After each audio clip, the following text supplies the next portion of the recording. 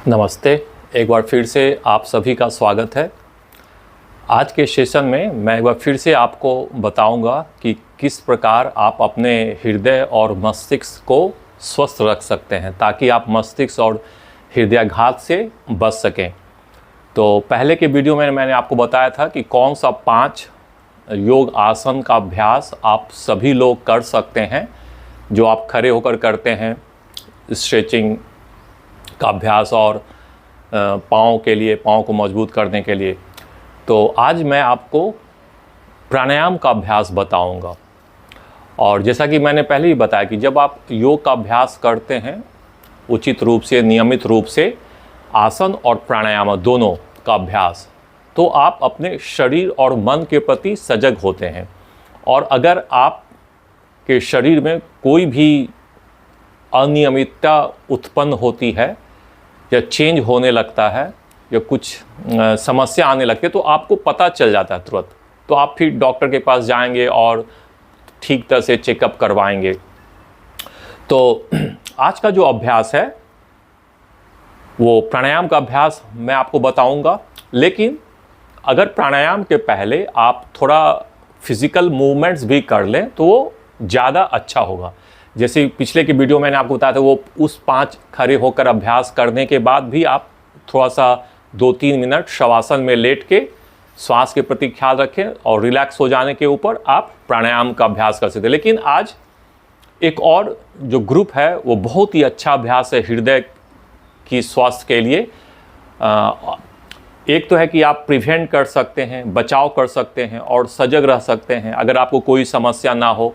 लेकिन अगर आपको हृदय की समस्या ऑलरेडी हो भी, हाई ब्लड प्रेशर या आपने कोई सर्जरी करवाई हो या ऑलरेडी आपको समस्या हो, या फिर जो बुजुर्ग होते हैं 60-70 के बाद जो कि बहुत ज़्यादा एक्सरसाइज नहीं कर पाते हो, मूवमेंट नहीं कर पाते हो, तो उनके लिए आज मैं आपको बताऊंगा बिल्कुल इस सिंपल अभ्यास जिसको हम बोलते हैं पवन मुक्तासन भाग 1। इन अभ्यास में आप बैठ के कर सकते हैं, या तो आप मैट पर बैठ के नीचे, या तो आप पलंग के ऊपर भी बैठ के कर सकते हैं। तो या तो आप अपने ऊपर के जो जितने भी जोड़ हैं, जॉइंट्स हैं, उनका अभ्यास करना है, या फिर आप अपने पाँव से भी शुरू कर सकते हैं। तो मैं पहले आपको पाँव से शुरू करके दिखाता हूँ। क्या करेंगे कि आप अपने दोनों पाँव को सामने की ओर फैलाएंगे, हाथ को पीछे रखेंगे, या आप अपने हाथ को थाई के ऊपर भी रख सकते हैं, जांघ के ऊपर भी रख सकते हैं, या फिर बैक में भी रख सकते हैं। तो जो पहला अभ्यास करेंगे, देखेंगे कि आपका जो पिंडली की मांसपेशी उसमें खिंचाव होगा। ये बहुत ही अच्छा है। श्वास लेते हुए ऊपर, श्वास छोड़ते हुए नीचे। इसको आप 10 से 20 बार करेंगे। स्ट्रेच करेंगे अपने पंजों को ऊपर की ओर श्वास लेते हुए और नीचे की ओर श्वास छोड़ते हुए। इसको आप 10 से 20 बार रोज करेंगे। इससे आपकी जो पिंडली की मांसपेशियां, जो काफ मसल्स है, वो रिलैक्स होगा। उसके बाद जो दूसरा अभ्यास है, अपने टखने को घुमाना वृत्ताकार, एंकल रोटेशन, इसको भी आप ज़्यादा से ज़्यादा कर सकते हैं, 20 से 30 बार, घड़ी की सुई की दिशा में और घड़ी की विपरीत सुई की दिशा में। और फिर रिवर्स, अपोजिट, इसको भी आप 20 से 30 बार कर सकते हैं। अगर आपको कोई समस्या हो, जिनको मोटापा हो, ज़्यादा चल फिर नहीं सकते हो, घुटनों में तकलीफ हो, तो आप इन अभ्यास को आराम से कर सकते हैं। फिर 20 से 30 बार करने के बाद आप थोड़ा सा रिलैक्स करेंगे और फिर दोनों घुटनों के लिए करेंगे बिल्कुल सिंपल। अपने दाहिने जांघ को पकड़ेंगे और बेंड और स्ट्रेच करेंगे। ये घुटनों के लिए भी बहुत ही अच्छा अभ्यास है। इसमें है कि आप अपने जोड़ को मजबूत और फ्लैक्सिबल करते हैं, लचीला बनाते हैं, ताकि प्राण का प्रवाह और खून का प्रवाह नियमित रूप से हो सके, सुचारू रूप से हो सके। फिर 10 से 20 बार करने के बाद बाएं पाँव से करेंगे, घुटनों को मोड़ेंगे और जोड़ेंगे। इसको बोलते हैं जानु नमन, नी बेंडिंग। सो दोनों पाँव से 10-10 या 20-20 बार आप करने के बाद फिर जो नेक्स्ट अभ्यास है वो पूर्ण तितली, बटरफ्लाई, इसको आप करेंगे। अर्ध तितली भी कर सकते हैं एक पाँव से, लेकिन दोनों पाँव से करें। नियमित रूप से। इसको भी आप जितना ज़्यादा हो सके कर सकते हैं। ये आपको हेल्प करेगा ज़मीन पे बैठने के लिए, सुखासन में बैठ सकते हैं इससे। इसको आप जितना भी करें, ये महिलाओं के लिए भी बहुत ही अच्छा अभ्यास है। इस ग्रुप के समूह के अभ्यास को हम लोग बोलते हैं पवनमुक्तासन भाग 1। उसके बाद करने के बाद आप फिर किसी भी आसन में बैठ जाए, सुखासन में, या मैं आपको वज्रासन में बैठ के दिखाता हूँ। जो वज्रासन में नहीं बैठ पाए इस तरह से, वो सुखासन में बैठ सकते हैं, या जो सुखासन में भी नहीं बैठ पाते हो, पाँव घुटनों को नहीं मोड़ पाते, वो पाँव को फैला कर भी बैठ सकते हैं। फिर आप अपने हाथों के लिए करेंगे, फिंगर्स को, उंगलियों को ओपन एंड क्लोज करेंगे। ये आपके मस्तिष्क को अलर्ट करता है। फिर मुट्ठी को बना के आप मुष्टि का रोटेशन करेंगे, रिस्ट रोटेशन। इस सभी अभ्यास को आप 10 बार दोनों तरफ से, या ज़्यादा से ज़्यादा 20 बार 30 बार भी कर सकते हैं। फिर रिवर्स एंटी क्लॉकवाइज। अब तो अगर बीच में थक जाए थोड़ा सा आराम करेंगे और फिर से करेंगे। इससे क्या होगा कि खून और प्राण का प्रवाह, रक्त का प्रवाह नियमित रूप से होगा, प्राण और रक्त का प्रवाह। तो नेचुरली आपका जो हृदय है वो रिलैक्स होगा। फिर उसके बाद केहुनी नमन, एल्बो बेंडिंग, इसको भी 10 से 20 बार करेंगे। और फिर स्कंध चक्र, शोल्डर रोटेशन, श्वास लेते हुए ऊपर, श्वास छोड़ते हुए नीचे। इसको आप भी 10 से 20 बार करेंगे। पहले आप 5 से 10 बार भी कर सकते हैं, फिर धीरे धीरे इसके आवृत्ति को बढ़ाएंगे। फिर reverse, opposite, inhale up, exhale down, श्वास लेते हुए ऊपर और श्वास छोड़ते हुए नीचे। और फिर रिलैक्स करेंगे, हाथों को अपने जांघ पे रखेंगे। और फिर एक और अभ्यास करेंगे, ग्रीवा संचालन, नेक रोटेशन। इससे क्या होगा कि जो रक्त का प्रवाह है आपके हृदय से मस्तिष्क की ओर, वो नियमित होगा। और फिर आप हल्कापन महसूस करें। फिर दूसरी तरफ से, दोनों तरफ से करेंगे 10 से 20 बार। बहुत ज़्यादा भी करने की आवश्यकता नहीं है, थोड़ा थोड़ा रोज करेंगे और फिर रिलैक्स करेंगे। लेकिन अगर आपको सर्वाइकल में पेन हो, दर्द हो आपकी गर्दन में, तो आप सामने की ओर नहीं झुकेंगे, तब आप आधा करेंगे, पीछे की तरफ सिर्फ, बाएं से दाईं ओर, दाएं से बाईं ओर। ये भी बहुत ही अच्छा अभ्यास है, खासकर जिन्हें सर्वाइकल पेन हो। एंड देन रिलैक्स करेंगे। उसके बाद आप इतना अभ्यास करने के बाद जब आप प्राणायाम का अभ्यास करेंगे तो वो ज़्यादा लाभकारी होगा। आप डायरेक्ट प्राणायाम का अभ्यास भी कर सकते हैं, लेकिन थोड़ा सा फिजिकल मूवमेंट करने से क्या होगा, आप रक्त का प्रवाह और प्राण का प्रवाह सुचारू करता, नियमित करेगा। तो फिर क्या होगी, जब आप प्राणायाम का अभ्यास करेंगे तो आप अपने कोशिकाओं तक पहुंच पाएंगे, आप अपने रक्त को साफ शुद्धिकरण कर सकते हैं। उसका थोड़ा सा अब फिजिकल अभ्यास करने के बाद, शारीरिक अभ्यास मूवमेंट करने के बाद थोड़ा सा रिलैक्स करेंगे। और कैसे रिलैक्स करेंगे, उदर श्वसन करेंगे। उदर श्वसन एक बहुत ही बढ़िया अभ्यास है, बहुत ही अच्छा अभ्यास है। अगर आप कुछ भी न जानते हो, मानसिक रूप से, भावनात्मक रूप से आप डिस्टर्ब महसूस करते हो, तो आप क्या करेंगे, बैठ जाएं। कुर्सी पे भी आप बैठ सकते हैं, पलंग पे बैठ सकते हो, नीचे भी। और आंखों को बंद करके आप अपने ध्यान को अपनी नाभि के पास लाएं, पेट के बीच मध्य में, नाभि के पास। और श्वास जब लेंगे पेट बाहर, श्वास छोड़ेंगे पेट अंदर। जस्ट धीरे धीरे, जोर भी नहीं लगाएंगे। श्वास लेते हुए पेट बाहर, श्वास छोड़ते हुए पेट अंदर। जस्ट सिर्फ श्वास प्रश्वास पे आपको ध्यान रखना है। उदर श्वसन, एब्डोमिनल ब्रीदिंग, इसको आप धीरे धीरे करेंगे, बिना जोर लगाए, बिना ताकत का इस्तेमाल किए हुए। इसको आप 10 बार कर सकते हैं, 20 बार। तुरंत आप आराम महसूस करेंगे। और जब ये अभ्यास उदर श्वसन आप करेंगे तो उससे आप प्राणायाम को भी ठीक ढंग से कर पाएंगे, गलत नहीं कर पाएंगे, ठीक ढंग से कर पाएंगे, सही सही कर पाएंगे। हाँ, अब प्राणायाम का अभ्यास में सबसे जो पहला मैं हमेशा बताता हूं कि अगर आपको कोई समस्या ना हो तो आप कपालभाति का अभ्यास कर सकते हैं, भस्त्रिका का अभ्यास कर सकते हैं। जैसे भस्त्रिका में आप झटके से श्वास लेते हैं और कपालभाति में श्वास लेते हैं नॉर्मल, पेट बाहर जाएगा और फिर श्वास छोड़ते हैं झटके के साथ।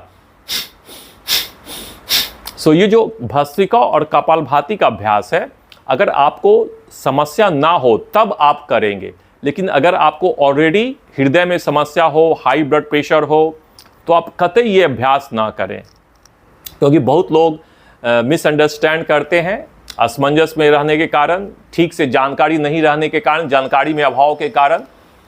अगर ये बोला जाता है कि ये भस्त्रिका और कपालभाति का अभ्यास आपके हृदय के लिए बहुत ही अच्छा है, लाभकारी है, तो जिनको समस्या नहीं है उनके लिए लाभकारी है। लेकिन अगर आपको ऑलरेडी हृदय में कोई समस्या हो, हाई ब्लड प्रेशर हो, आपने कोई सर्जरी करवाई हो, ऑपरेशन हुआ हो रिसेंटली, तो बिल्कुल ही ना करें बिना डॉक्टर की सलाह। अगर डॉक्टर की सलाह लेकर, अगर वो बोले डॉक्टर, तो आप करें, लेकिन ये दोनों अभ्यास बिल्कुल ही ना करें।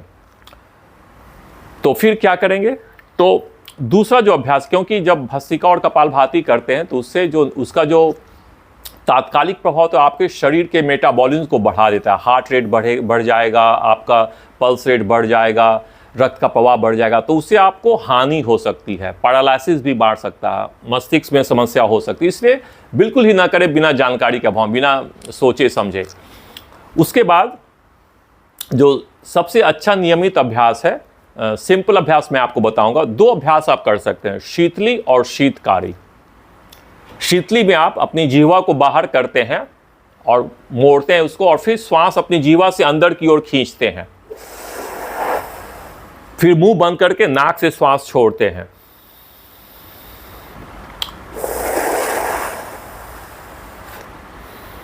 जीवा से श्वास को अंदर की तरफ लेंगे और फिर नाक से श्वास को बाहर छोड़ेंगे।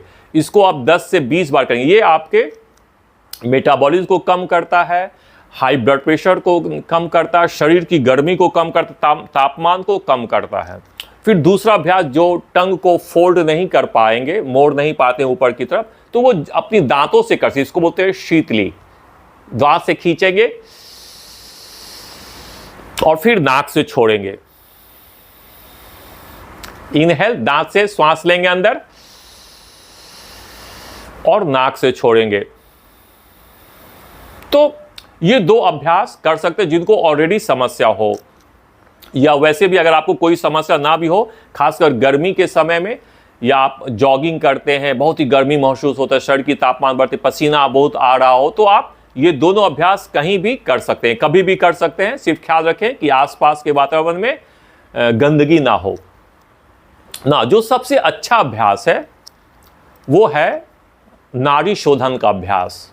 नाड़ी शोधन का अभ्यास, उसमें आप अपने उंगलियों से पहली 2 उंगली को आप अपने भ्रूमध्य के ऊपर रखेंगे और अंगूठे को और तर्जनी को, अंगूठे और अनामिका उंगली को अपने नाकों को बंद और खोलने के लिए रखेंगे। तो इसमें क्या करेंगे, श्वास बाईं नाक से लेंगे, फिर बाईं नाक को बंद करके दाईं नाक से छोड़ेंगे, फिर दाईं नाक से अंदर लेंगे, दाईं नाक को बंद करके बाईं नाक से छोड़ेंगे। दिखाने के लिए मैं पहली 2 उंगली को हटाकर आपको दिखाता हूं। श्वास बाईं नाक से लेंगे, बंद करके दाईं नाक से छोड़ेंगे, फिर दाईं नाक से लेंगे, बंद करके बाईं नाक से छोड़ेंगे। तो ये एक राउंड हुआ, बाईं नाक से लेना, दाईं से छोड़ना, फिर दाईं से लेकर बाएं से छोड़ना, ये एक राउंड हुआ। इसको आप 20 से 30 बार करेंगे, या 5 मिनट भी कर सकते हैं, या आपके पास समय हो इसको अधिक, ये सभी कोई कर सकता है। जब आप ये नाड़ी शोधन का अभ्यास करेंगे, उससे आपकी रक्त की शुद्धि होगी, और जो आपके नली में या हृदय में जो ब्लॉकेज होता है उसको ये क्लियर करता है। जैसे वैक्यूम क्लीनर काम करता है, ठीक उसी प्रकार ये नाड़ी शोधन का अभ्यास भी काम करता है। लंग्स के लिए बहुत अच्छा है, रक्त की शुद्धि के लिए अच्छा है, आपके मस्तिष्क को बैलेंस करता है, बाएं और दाएं भाग को, आपकी इमोशंस को बैलेंस करता है, और आपके कोशिकाओं को रिचार्ज करता है। आप जब ये अभ्यास करेंगे तो आपका श्वास प्रश्वास बिल्कुल ही धीरे हो जाएगा, आप बहुत ही शांति का अनुभव करेंगे, पीसफुल अनुभव करेंगे, आपका माइंड काम हो जाएगा। और जब आपका श्वास प्रश्वास धीरे होगा, रिदमिक होगा, स्मूथ होगा, तो आप नेचुरली प्राकृतिक रूप से आपका मन भी शांत रहेगा और आपकी भावना भी स्थिर रहेगी। तो आपको कोई भी इमरजेंसी की सिचुएशन नहीं आएगी हार्ट में। जैसे क्यों समस्या होती है हार्ट में और मस्तिष्क में? ऑक्सीजन की कमी। जब आप इसका अभ्यास नियमित रूप से करते हैं तो ऑक्सीजन की आपूर्ति भी हमेशा होती रहेगी। तो ये अभ्यास बहुत ही शक्तिशाली अभ्यास है और हृदय की समस्या से बचने के लिए, मस्तिष्क की समस्या से बचने के लिए बहुत ही अच्छा, बुजुर्गों के लिए भी अच्छा अभ्यास है। तो इसके बाद जो एक और अभ्यास आप कर सकते हो वो है भ्रामरी प्राणायाम। भ्रामरी प्राणायाम भी सभी लोग कर सकते हैं, जिन्हें सर्जरी भी हुई हो वो भी कर सकते हैं और जो स्वस्थ हो नियमित रूप से वो भी कर सकते हैं।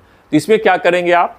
इसमें जो है किसी भी आसन में बैठेंगे और अपने आँखों को और कान को बंद करेंगे ताकि आपको सुनाई ना दे। अपनी एक उंगली से कान को बंद करेंगे, फिर श्वास लेंगे अंदर नाक से और फिर श्वास छोड़ते हुए नाक से ही मुंह से आवाज निकालेंगे भ्रामरी की तरह।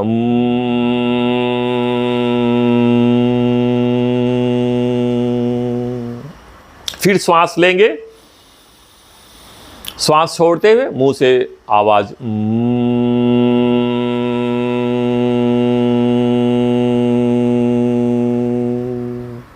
तो ये आवाज जो आप मुंह से निकालेंगे भ्रामरी की तरह श्वास छोड़ते समय, वो श्वास के साथ ही श्वास बंद होगा, खत्म होगा, आपकी आवाज भी बंद होगी। तो श्वास लेना और छोड़ना नाक से, बट छोड़ते समय मुंह से भ्रामरी की तरह आवाज। इसको आप 20 से 30 बार रोज करें, नियमित रूप से करें।